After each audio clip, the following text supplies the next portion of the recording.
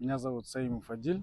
Я являюсь техником на обеспечении в компании «Казак Геофизик». На данный момент мы проводим магниторазведочные работы на участке Теректе в Карагандинской области.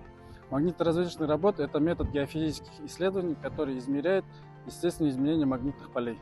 Основной целью является поиск полезных ископаемых, в первую очередь тех, что содержат ферромагнитные минералы, то есть это железо, никель, кобальт, титан и также другие минералы.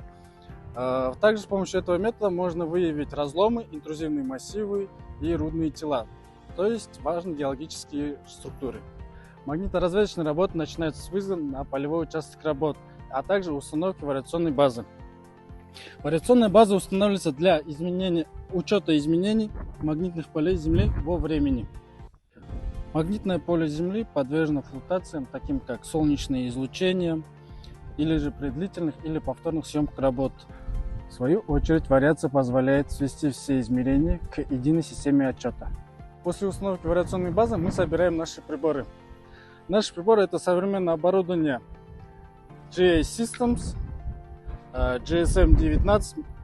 Это канадское производство, работающее на эффекте Оверхаузера.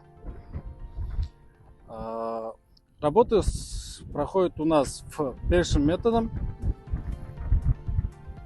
проходящие по определенной сетке профилей, которые дают нам добиться полной точности и детальности съемки работ. Главное преимущество магниторазведочных работ – это быстрота, доступность и скорость. При больших количествах объемов он завершает работы в короткие сроки.